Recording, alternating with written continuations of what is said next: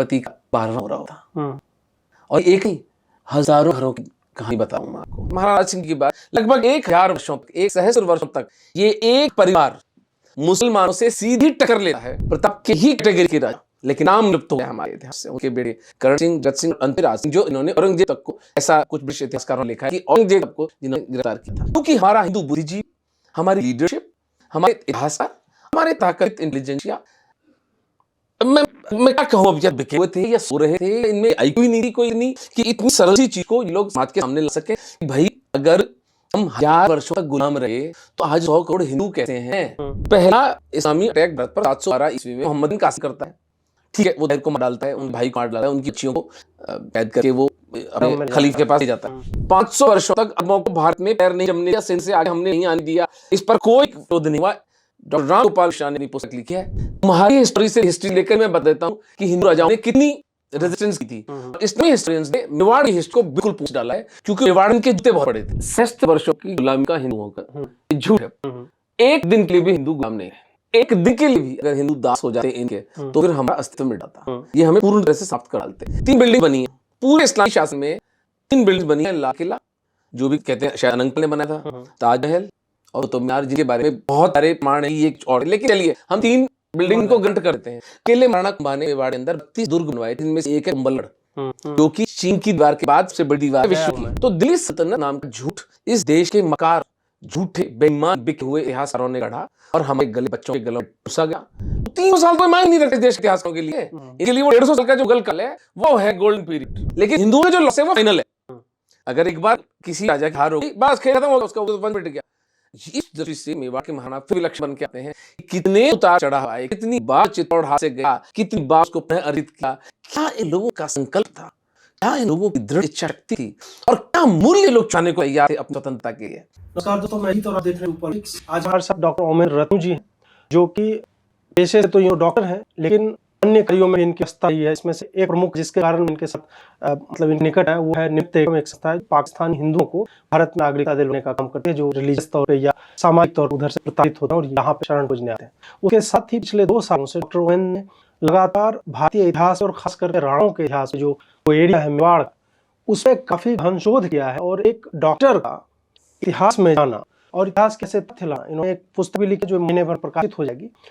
इसमें मेरी रुचि जगी कि आखिर एक डॉक्टर एक इतिहासकार क्यों बनता है या इतिहास में क्यों जाता है, उसमें भी उस इलाके के इतिहास में क्यों जाता है। इसके बारे में मोर और लेस चीजें बताई जाती हैं, लेकिन फिर हम चर्चा करेंगे कि असली कारण क्या रहा है। क्या वाकई हमें कुछ चीजें बताई गई हैं जो महाराणा प्रताप के बारे में बोला जाता है, जो हल्दी घाटी के युद्ध के बारे में बोला जाता है, जो अकबर के बारे में बोला जाता है, मुगलों के बारे में बोला जाता है, इन सारी चीजों में सच्चाई कितनी है, फैब्रिकेशन कितना है, इन सारी बातों पे हम बात करेंगे। डॉक्टर रत्नो, बहुत बहुत स्वागत है आपका। नमस्ते, धन्यवाद। सबसे पहला प्रश्न ये है कि एक बहुत ही जेनेरिक सा टर्म बोला जाता है कि इतिहास को जो है डिस्टॉर्ट किया गया है, डिस्टॉर्शन इन हिस्ट्री, जब हम लोग बात करते हैं और खास करके हिंदुवादी लोग जो है वो खास करके इन बातों पर नरेंद्र मोदी को काफी बार रिवर्स किया गया, न्यू एजुकेशन पॉलिसी आती है, बहुत सारी बातें, हमारी यूजी का सिलेबस भी चेंज हुआ है इतिहास का। तो इस पे बताइए कि ये स्टेटमेंट कहाँ तक सही है कि हमारा हिस्ट्री जो डिस्टॉर्टेड है। मेरी जो जानकारी है भारतीय इतिहास के बारे में वो मेवाड़ के महाराणा तक सीमित है, जो मैंने गहन अध्ययन किया है। शोध को मैं नहीं कहूंगा कि ठीक है अवश्य वहां पर गया, मैं फिजिकल प्रमाण भी एकत्रित किए कि ये युद्ध हुए थे, उन लोगों से, उनकी पीढ़ियों से जो लोग थे उन्हें मिला, और वो घोड़े की टाप में देख रहा है जो ताब रस्तों चलते थे, वो एक तथ्य है हमारे आंखों के सामने है। कि तुम मैं ये नहीं कह सकता कि काकतीय अंदर के जो है या गौड़ा जो है आपके कर्नाटक के हैं या अहम असम के काली में मेरी कोई अथॉरिटी है। तो मैं इतिहास का एक छात्र हूँ, एक अन्वेषक हूँ, और मैं 1-2 साल के अध्ययन के बाद बिल्कुल एक रीजनेबल स्टेटमेंट दे सकता हूँ कि इतिहास को हमारे तोड़ा मरोड़ा नहीं गया है, हमारे इतिहास को पूर्णतः निस्तनाबूद, पूरी तरह बर्बाद, पूरी तरह नष्ट किया गया है। मेरी रुचि इस विषय में कैसे जगी, मैं श्री संजय जी की ट्वीट पढ़ता हूँ आज से 2 वर्ष पूर्व कि दिवेर का युद्ध जो था वो असली युद्ध था महाराणा प्रताप का। अब मैं राजस्थान में पला बड़ा, मैं क्षत्रिय हूँ, मुझे दिवेर का नाम तक नहीं पता था, और मैंने आपको सो कॉल्ड अवेकन्ड हिंदू मानता हूँ। जब मैंने जाकर उस जगह का निरीक्षण किया, दिवेर में गया, वहां के लोगों से मिला, वहां साक्ष्य देखे मैं जब युद्ध के, तो मैंने कहा इतना बड़ा प्रताप तो ऐसे व्यक्ति हैं जिनकी छाप हिंदू मानव में आपको यहाँ से लेकर अटलांटा तक और यहाँ कश्मीर से लेकर कन्याकुमारी तक और सब जगह मिलेगी। नहीं, मैं तो जिस पुस्तक की पूरी इस प्रोसीजर में लिख गया तो मुझे पता चला कि वियतनाम के युद्ध के समय प्रताप उनके प्रेरक स्रोत थे। जबकि मुझका कोई प्रमाण नहीं मिला, लेकिन किंवदंती से ही लेकिन एक बहुत प्रचलित किंवदंती थी उन लोगों को प्रताप के बारे में पता। तो प्रताप जितने महिमाशाली और प्रकट व्यक्तित्व का सबसे महिमाशाली युद्ध पहुंच दिया जाता है, तो बाकी के महाराणाओं के साथ क्या हुआ ये आप कल्पना भी नहीं कर सकते। बाकी घरानों का तो नाम भी नाम भी नहीं राणा जानते। जानते हैं। तो जैसे मैं बिहार की बात करूं, मेरी एजुकेशन हुई है, तो हम लोग महाराणा प्रताप जानते हैं, राणा सांगा जानते हैं, उनके बियॉन्ड उनमें भी नाम जानते हैं। और ये बताया जाता है घास की रोटियां खाई थी, तो कुछ प्रचलित बातें हैं। फिर पृथ्वीराज चौहान हो जाएंगे, 4-5 राजाओं के नाम जानते हैं। उसके अलावा मतलब और कौन है, मतलब कितने राणा हुए या क्या है, राणा का मतलब क्या होता है? जैसे विलक्षण बात, राणा शब्द जो है ये दरअसल इस वंश का आरंभ हुआ है भगवान राम के बड़े बेटे लव से। अच्छा। ये विलोद वंश जो था ये उनके वंश से सबसे पहले उनमें जो रावल हुए वो है बप्पा रावल। वो हुए 8वीं शताब्दी में, 715 से 740 तक उनका शासन रहा। ये कासिम के टाइम का, कासिम के समय कुछ इतिहासकार कहते हैं कि उनका कासिम से युद्ध हुआ। अच्छा, सिवाय टॉड के उन्हीं कहते हैं कि युद्ध हुआ। अच्छा। लेकिन अरबों के साथ उनका युद्ध हुआ बिटलव राजस्थान, जिसके अंदर की उन्होंने एक कॉन्फेडरेशन बनाया नगभट पुलकेशी राजा और बप्पा रावल, और अपने चारगुनी सेना को उन्होंने पराजित करके परमानेंटली ईरान छोड़ रहे थे। अच्छा। पापा रावल से ये कहानी शुरू होती। जी। उसके बाद उनके पूरी लाइन है पूरी। अच्छा, ये उनके भगवान राम के बड़े बेटे लव के वंश है, सूर्यवंशी कहलाए। और ये रावल का सिलसिला चलता है महाराज रतन सिंह जी तक, जो महरी पत्नी के पति थे। अच्छा। पत्नी का जौहर होता है और रावल रतन सिंह जी की हत्या करता है अलाउद्दीन खिलजी। उसके बाद उनके बेटे थे करण सिंह, और उनकी वंश में फिर हुमन सिंह, अरिज सिंह, राहब, माहब। तो राहब जो छोटे बच्चे थे कि वो सिसोद नाम के गांव में जाके रहे, वहां से सिसोदिया नाम इनका पड़ा। और सिसोदिया वंश के जो राजा जो बने वो भगवान एकलिंग को, महादेव को अपना पालक मानते हैं मेवाड़ का, और ये स्वयं को उनका दीवान मानते हैं। तो ये राणा शब्द वहां से आता है। ये भगवान शिव के केयरटेकर्स। तो उसके बाद में महाराणा चला। उसके बाद महाराणा राज सिंह तक सिलसिला चलता है, जिसमें मुगलों से मुसलमानों से उन्होंने खुद टक्कर ली। महाराणा राज सिंह जी के बाद लगभग 1000 वर्षों तक, 1 सहस्त्र वर्षों तक ये एक परिवार मुसलमानों से सीधी टक्कर लेता है। एक भी राजा इसमें बीच में ऐसा नहीं आता जो गैप दे कि वो न ले, वो भोग विलास में चला जाए। एक भी राजा नहीं है। द 10 स्टेप्स फ्रॉम बपराल, उनके बाद नाम बहुत सारे हैं, लेकिन मैं उन प्रमुख के बात बताता हूँ जिन्होंने की इनका रिकॉर्ड हमारे पास है और जिनकी कहानी मैंने अपनी तक में की है। कुमाण क्यों हुए? तो कुमाण 1, कुमाण 2, कुमाण 3, कुमाण 2 द्वितीय थे, बहुत प्रतापी राजा थे। उसके बाद कुमार, फिर महाराणा जयत्र सिंह के बाद में रतन सिंह जी, रतन सिंह के बाद में अरिज सिंह, भुवन सिंह, उनके बेटे अजय सिंह के बेटे महाराणा हमीर सिंह। प्रताप के श्रेणी के अगर कोई महाराणा हुए तो वो थे महाराणा हमीर सिंह। अच्छा। और उन्होंने, मैं बताऊंगा उनकी कहानी को। उसके बाद उनके बेटे क्षेत्र सिंह के बाद लक्ष्य सिंह के बाद में मोगल के बेटे कुंभा के बेटे रायमल के बेटे सांगा के बेटे उदय सिंह थोड़े से ढीले राजा है। उसके बाद क्योंकि परिस्थितियां इतनी, सांगा की हत्या हुई थी, बाबर ने की हत्या की थी। उसके बाद में मेवाड़ एक युद्ध चला गया, तो उदय सिंह जी का जीवन बहुत बुलेट रहा, बहुत विवादास्पद रहा। प्रताप उसके बाद होते हैं, प्रताप के बेटे अमर सिंह जी, प्रताप के ही कैटेगरी के राजा, लेकिन नाम विलुप्त गया हमारे इतिहास से। उनके बेटे करण सिंह, जगत सिंह और अजमेर सिंह, जो जिन्होंने औरंगजेब तक को, ऐसा कुछ ब्रिटिश इतिहासकार ने लिखा कि औरंगजेब तक को जिन्होंने गिरफ्तार किया था। तो ये यशस्वी लाइन है जिसमें एक जो में से जो मैंने ना आपको मुख्य तौर पर जो बताया, पापा रावल से लेकर राज सिंह जी तक, इन प्रत्येक महाराणा पर एक तक लिखी जा सकती है। और किसने लिखने की जरूरत नहीं समझी, लिखा गया है, लेकिन वो एक ऐसे उसको पूरी तरह से उसको दबा दिया गया। जैसे कर्नल जेम्स टॉड, तो मैं पुस्तक लिख रहा हूँ, जेम्स टॉड जो राजाश्रय प्राप्त इतिहास है मेवाड़ घराने का, वो लिखा है श्यामल दास जी, उन्होंने वीर विनोद नाम की पुस्तक लिखी है। तो वीर विनोद और जेम्स टॉड में इस पुस्तक का मुख्य आधार है। तो मैं एक तरह से रीपैकेज करके इसको रीटेल कर रहा हूँ स्टोरी को, लेकिन in as a story in more concise form, and थोड़े से उसकी प्रतिपादन आधुनिक समय के हिसाब से। मैं कई झूठ जो हमारे इतिहास में हमें प्रवाहित किए गए हैं, उन झूठ को चैलेंज करता हूँ इस पुस्तक के माध्यम से, on the story of the Ranas. तो झूठ तो हम चर्चा करेंगे अगले प्रश्न में। पहला प्रश्न तो यही है, महाराणा प्रताप क्यों, मतलब हम बपराल से शुरू करें, उनमें रुचि कहाँ से आती है आपकी? उनके बारे में तो भी थोड़ा बहुत पढ़ा गया है इतिहास। पापा में क्यों राणा प्रताप, महाराणा प्रताप उन रुचि क्यों? प्रताप को जब मैंने पढ़ा, नहीं पहले आपको लगता है कि थोड़ा उतनी ज्यादा ट्रीटमेंट उनको नहीं मिली है जितनी मिलनी चाहिए थी? डेफिनेटली जैसे आप खुद ने बोला था ना कि वो घासी रोटी जबल पे लवड़ो ले भागो नानो सो अमियो को पड़ो राणा सो दुख झगड़ो हूं ले घणो हूं से घणो, तो ये सब वो चितक वाला है, ये पोएट तक तो ठीक है, लेकिन ऐसा भी था नहीं। मेवाड़ का महाराणा कभी भूखा नहीं मरा, और वैसे ये मांस खाते थे। इनको तो शिकार बहुत शौक था, घास की रोटी क्यों खाएंगे अपने बेटे को? तकनीश पर बात उतर नहीं है। हाँ, कवि की दृष्टि से, क्योंकि कभी लेवरेज होती है, कभी अपनी कल्पना कुछ भी सकते हैं, लेकिन ये दुखी रोटे पिटे लोग नहीं थे। ये परम वैभवशाली, परम यशस्वी लड़ाके थे, जो अपनी स्त्री, अपने देवता और अपनी स्वतंत्रता, अपने मेवाड़ के लिए एक दिन के लिए भी नहीं झुके। तो फिर इनको इस तरह से मतलब बार बार आपको कह रहा हूँ, इस तरह से क्यों पोर्ट किया है को दीनहीन मनों में घूम रहे थे। एग्जैक्टली, ये तो बहुत छोटा झूठ है, ये तो बहुत छोटा झूठ जो मुझे समझ में आया। मैं बड़े बड़े झूठ आपको बताऊंगा कि जिन्हें कहते हैं ना सभ्यता का झूठ, सिविलाइजेशनल लाइस, और हम उनके साथ जी रहे हैं।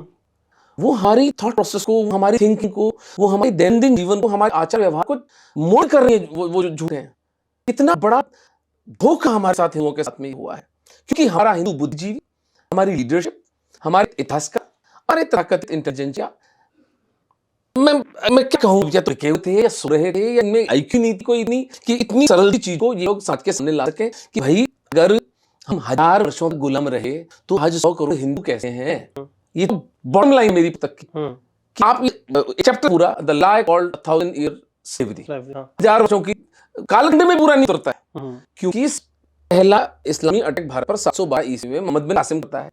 ठीक है, वो दाहे को मार डालता है, उनके भाई को मार डालता है, उनकी बच्चियों को क्या करके वो अपने खलीफा के पास लेता है। उसके बाद भारत पर जितने भी अरब आक्रमण हुए, उनमें उनका हिस्टोरियन बिलधुरी लिखता है कि राजपूतों ने हमारी वो पिटाई की, हमें सर छुपाने की जगह नहीं मिली। और आप षड्यंत्र का स्किल देखिए, अगर हम पहली हार माने इस्लामी आक्रांताओं से हिंदू राजा की, तो वो होती पृथ्वीराज चौहान की 1192 ईस्वी में। 500 वर्षों तक गजनी एक महमूद करके था जिसको खुमान द्वितीय ने पराजित किया, अष्ट भी कर लिया था। बापा रावल की कहानी, जैत सिंह जी की, समर सिंह जी की, सब साफ 500 वर्षों तक अरबों को भारत में पैर नहीं जमने दिया, सिंध से आगे हमने नहीं आने दिया, इस पर कोई विरोध नहीं हुआ। डॉक्टर राम गोपाल मिश्रा ने पुस्तक लिखी है, उन्होंने ब्रिलियंट रिसर्च करके ओरिजिनल जो शिलाखंड वगैरह होते उनको रिसर्च करके बड़े बड़े राजाओं की, भीमपाल, शाही डायनेस्टी की, अंगपाल, जिन लोगों ने, जयपाल, जिन लोगों ने फाइट्स प्राप्त करी, वो लिखी है। पर इवन डॉक्टर मिश्रा ने, मुझे नहीं पता उन क्या था, वो मेवाड़ की हिस्ट्री के बारे में उन्होंने बहुत कुछ नहीं लिखा है। एक तर्क दिया जा रहा है कि डॉक्टर रामपाल मिश्रा ने अपनी पुस्तक लिखी थी, वो इस्लामी हिस्टोरियन ली थी। तुम्हारी हिस्ट्री से लेकर ही बताता हूँ हिंदू राजाओं ने कितनी रेजिस्टेंस की, और इस्लामिक हिस्टोरियंस ने मेवाड़ की हिस्ट्री को बिल्कुल पहुंच डाला है, क्योंकि मेवाड़ में के जूत बहुत पे थे। सबसे मतलब आपने अन्वेषण किया, शोध किया, तो उसमें सबसे बड़े बड़े ब्लंडर्स क्या हैं हिस्ट्री के, जो हम तक आने ही नहीं दिए गए या इतना डिस्टॉर्ट कर दिया गया। मतलब मैं एक बच्चे के तौर पे, और अभी पढ़ा जाता है, 17 बार में सोनात पे आक्रमण किया था। इस बात को सुनकर अभी इतनी ग्लानि होती है कि यार, जिसने तुम्हारे देश के मंदिर को तोड़ा उसको तुम प्रेरक कहानी बना के बताते हो। बलकर्ण और तैमूर का एक नाटक है, वो भी उसी तरह का है। प्रेरक कहानी भी तुम आक्रांताओं के हिसाब के बता रहे हो। वैसे कौन कौन से ब्लंडर्स हैं जो आपको मतलब लगा कि तो ग्लेयरिंग है, मतलब चूंकि हमारे इंटरव्यू का दायरा थोड़ा छोटा है, मैं बोला कि बड़े बड़े ब्लंडर्स कौन कौन से हैं? एक मैं आपको बता चुका हूँ कि 67 वर्षों की गुलामी का हिंदुओं का झूठ, एक दिन के भी हिंदू गुलाम नहीं है। एक दिन के लिए भी अगर हिंदू दास हो जाते इनके, तो फिर हमारा अस्तित्व मिट जाता, हमें पूर्ण तरह से समाप्त कर देते। इसीलिए प्रताप की महानता इस बात से रेखांकित होती है कि उस महापुरुष ने अपना बिगुल तब बजाया, उन्होंने अपना हला तब उठाया जब वो इंसान अकेले थे। अकबर के सामने सब हिंदू समर्पण कर चुके थे, और मान सिंह जी आए, उनको समझाने की चेष्टा की कि आप समर्पण कर दें, मैं आपकी दोस्ती करा दूं। उन्होंने कहा नहीं, बेटी नहीं दूंगा, इसको चौर नहीं दूंगा, और की चाकरी नहीं करूंगा, करता मैं जाऊंगा, कोई फर्क नहीं पड़ता। और उनकी मिलिट्री स्ट्रेटेजी पूरी में देखी, लेकिन प्रताप का बड़प्पन, प्रताप की महानता इस बात से निकल कर आती है कि अकेले रहे तो भी के सामने नहीं जुड़े। 1000 वर्षों की हिंदू दासा का झूठ हमारे को क्यों पढ़ाया जाता है, ये हमारे डे टू डे डिस्कोर्स का पार्ट क्यों है, क्यों हम इसको क्वेश्चन करते हैं। हम हिंदू एक दिन के लिए भी किसी के दास नहीं रहे। We fought metal for metal, we fought beast for beast, we fought man for man, we fought blood for blood. जो मूल्य हिंदुओं के हमारे पूर्वों ने चुकाया है इन दुर्दांत हत्यारों से भिड़े में, उसको इतना बौना, इतना छोटा, बल्कि उससे पूरा पूछने के षड्यंत्र है क्या। एक ये चीज थी 1000 वर्ष की गुलामी, टोटल सब झूठ, कोई ऐसी बात नहीं थी। उदाहरण के लिए मोहम्मद की जो यात्रा थी कि इस्लाम का प्रचार किया जाए, वो 60-70 साल में पूरी हो गई। नॉर्दर्न अफ्रीका, पूरा मिडिल ईस्ट, लगभग यूरोप के कुछ देश, 1400 साल में भारतीय समाज नहीं हुआ यार। ये निशा पर हमें समझ में नहीं आती, तो गुलाम रहे, वो गुलाम रहते हैं, वो मुसलमान होते हैं, ठीक है, राइट। एक ये सभ्यता का झूठ था। दूसरा सभ्यता का झूठ जो मुझे पकड़ में आया वो था, उसमें एक पुस्तक लिख रहा हूँ, द लाई कॉल्ड दिल्ली सल्तनत। दिल्ली सल्तनत उनका झूठ। 300 वर्षों के कालखंड में, जो 1192 तरकी युद्ध के बाद पृथ्वीराज चौहान की हत्या के बाद शुरू होता है, और लगभग 1528 जब कि बाबर आकर के यहाँ पर अपना शासन स्थापित नहीं करता है, सांग को धोखे से शहर कर मारने के बाद, इस कालखंड में 24 राजा आए तथाकथित सल्तनत में, औसतन मतलब कोई ऐसा कोई राजा नहीं आया है जिसने कोई कंट्रीब्यूशन किया हो आपके टैक्सेशन सिस्टम में, आपकी आर्किटेक्चर में। 3 बिल्डिंग्स बनी पूरे इस्लामी शान में, 3 बिल्डिंग्स बनी है। लाल किला जो कहेंगे अनंगपाल ने बनाया था, ताजमहल, कुतुब मीनार, इनके बारे में बहुत सारे प्रमाण की ये कुछ और थे, लेकिन चलिए हम 3 बिल्डिंग इनको ग्रांट कर देते हैं। अकेले महाराणा कुंभा ने मेवाड़ के अंदर 32 दुर्ग बनवाए, जिनमें से एक कुंभलगढ़ जो कि चीन की दीवार के बाद सबसे बड़ी दीवार है विश्व की। कुंभलगढ़ तो देखो विलक्षण जगह। एक महाराणा का कंट्रीब्यूशन बता रहा हूँ आपको, 32 दुर्ग बनाए थे उन्होंने, कहीं कोई उल्लेख नहीं आ रहा। कुंभ को पूरी तरह से मिट दिया गया।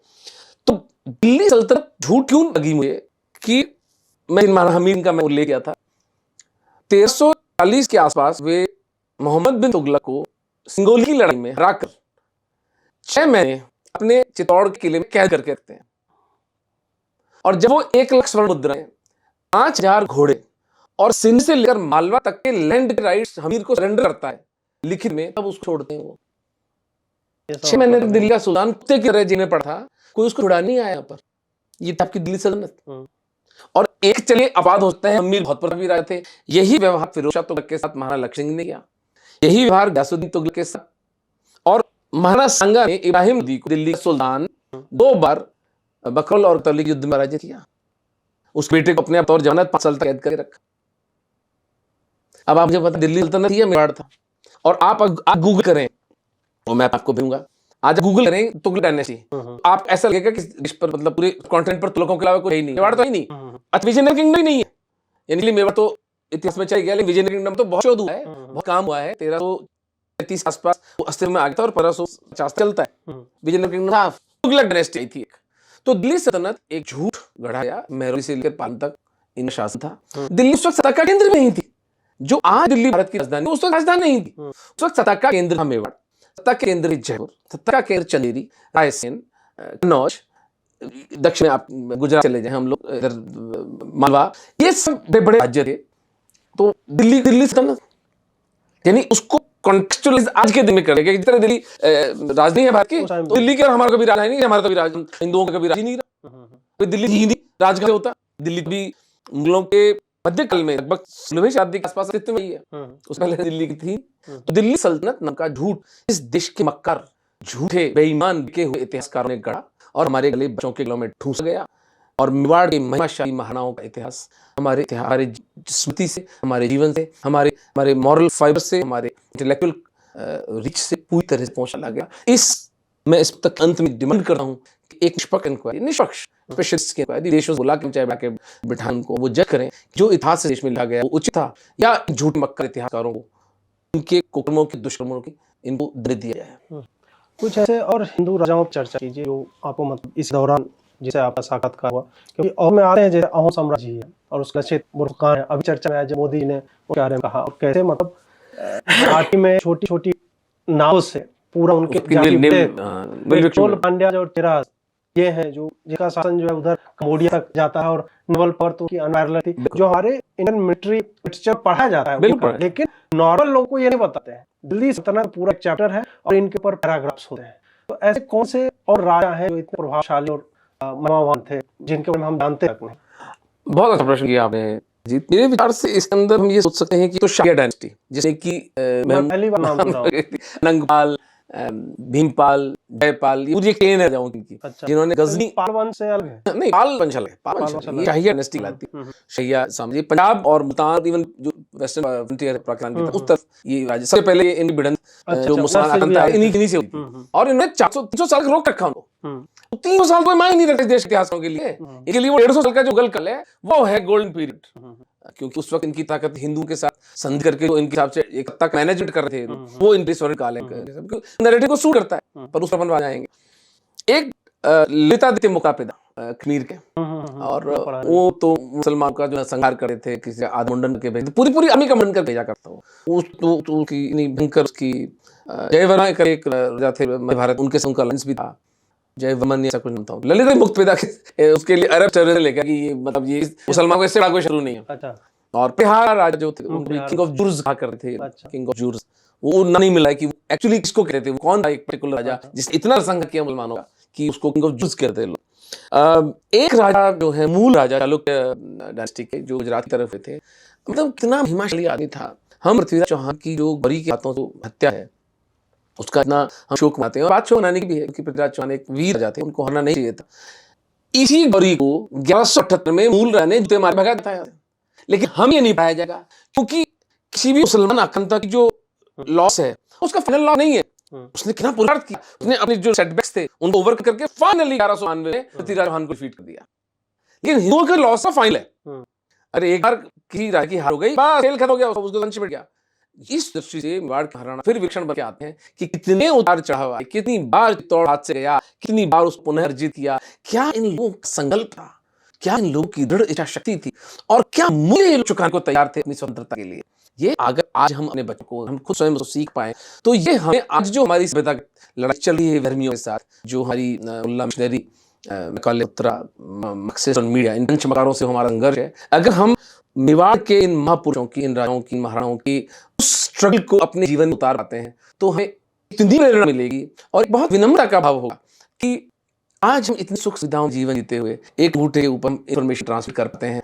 इन राजाओं ने उस वक्त 15-15 दिन एक साहित्य की चिट्ठी एक राज्य से दूसरे राज्य जाने में लगती थी, उसमें भी बीच में घाटा आया, किसी जानवर ने उस घोड़े वाले को खा लिया तो लेटर पहुंचता ही था। उतनी विषम परिस्थितियों में इतने दुर्दांत हत्यारों के सामने समर्पण नहीं किया, तो हम किस लिए घबरा रहे हैं? हम 100 करोड़ हिंदू क्यों आज पराजित महसूस करते हैं? तो इस पुस्तक का मंतव्य तभी सिद्ध होगा जब हिंदू समाज में एक विद्युत का प्रकाश आ जाए कि अकेले मेवाड़ के महाराणा अगर ये कर सकते थे। और मेरा प्रयास, मेरी विनती हिंदू समाज से ये है कि हर राज्य का कोई युवा, कोई व्यक्ति अपने राज्य के इतिहास को खोजकर उस पर रिसर्च करे, उस पर शोध करे और उस पर लिखे। जैसे मैंने निवेदन किया, काकतिया हैं या चोला हैं, पल्लव हैं, या कलिंग साम्राज्य जो था, बंगाल के राजा थे, गौड़ाज हैं, इन सब रिसर्च की जाए और उसको प्रभावित किया जाए कि कितना मूल्य हमारे पूर्वजों ने चुकाया है, तब जाकर इन राक्षसों के टोले को हम सिंधु उधर रोक पाते हैं। अब थोड़ा सा स्विच करते हैं, पॉपुलर कल्चर के बारे में बात करते हैं। जोधा अकबर एक फिल्म आई और उसने ये मतलब स्थापित कर दिया हमारे मानस में कि योद्धा आई थी और अकबर कितना महान था, कितना ग्रीक गॉड टाइप को दिखता था, और कैसे योद्धा भाई आती है। और तो इसके बारे में बताइए, इसके बारे इसकी सच्चाई क्या है? 5 फुट 6 इंच अकबर की हाइट थी, एक इतना बड़ा 2 सेंटीमीटर का मस्तक उसके गल पे था, सांवले रंग का आदमी था और बड़ा भारी शरीर में था, स्टॉकी था। मोटा तो नहीं कहूंगा लेकिन स्टॉकी था। अब ऋतिक रोशन आप तुलना कर ली कि वो क्या था, जो भी था। आप एक प्रश्न पूछा था उससे 2 प्रश्न पहले कि कौन कौन से झूठ मुझे पता चलते हैं। तो एक जो झूठ जिसको मैं बहुत मेरी आत्मा से जिसको मैं घृणा करता हूँ व्यक्ति, वो है अकबर, क्योंकि इसको हमें महान कर पढ़ाया गया। Akbar the great, Akbar the great. एक समय था जब बच्चे तो हम अकबर द ग्रेट बोला करते थे, उस दिन के लिए लज्जित, उस दिन के लिए मैं अपने आप कोसता हूँ कि इतनी बुद्धि थी हमारे बाप ने भी नहीं टोका। 25 फरवरी 1568 को इस अकबर महान ने चित्तौड़ में 40,000 निरपराध हिंदुओं की हत्या की थी। 40,000। और ये कोई पागल हिंदू नहीं कह रहे, ये अबुल फजल और अल बदायून के द्वारा रिकॉर्डेड इसकी ऑफिशियल हिस्ट्री के अंदर डॉक्यूमेंट्स हैं, इनको मैं अपनी पुस्तक में कोट किया है। छोटे छोटे बच्चों को भारी के ऊपर डालकर बाटी रोटी सेकी जाती ऐसे किया था। 10,000 स्त्रियों ने जौहर किया था। 8,000 मेवाड़ की सेना साका कहते हैं उस घटना को, जब राजपूत चारों तरफ से एक किले में घिर जाते थे तो अपनी पत्नी, अपनी माओ, अपनी बेटियों, अपनी परिवार की स्त्रियों, दासियों सबको जलाकर, जिंदा अग्नि में जलाकर उस रख को अपने शरीर और मलकर मरने निकल जाते थे। जितनों को मार सकता था एक राजपूत से उतनों मार के और वो वीरगति को प्राप्त हो जाता था। ये घटना घटी थी 25 फरवरी 1568 को, और उस व्यक्ति को हम अकबर महान करके पढ़ाते हैं। ये निर्लज्जता, ये निकृष्टता हिंदू समाज अपने स्वयं के साथ करता है और थूकता है उन महान पुरुषार्थियों पर, उन महान स्त्रियों पर जिन्होंने अपनी जीवन जलाकर, वे सरल मिट्टी भी चुन सकती, शायद विष लेती या एक दूसरे को कटा भी घोंप सकती थी। जैसे विभाजन के समय सरदारों ने अपनी बेटियों को गर्दन काटी थी और कुएं में डाल दिया था, ये सब हो सकता, लेकिन उन्हें पता था कि ये हमारे मृत शरीर के साथ भी संभोग करेंगे, इसलिए उस संभावना को इतने महिमाशाली लोग थे। और दूसरा एक के पीछे मनोवैज्ञानिक कारण जो सारा जौहर है, वो पूरा चैप्टर आप जब पढ़ेंगे तो आप रख के आंसू आएंगे। मैंने उस चैप्टर को अपनी आत्मा में उसमें छोड़ी उस चैप्टर के अंदर।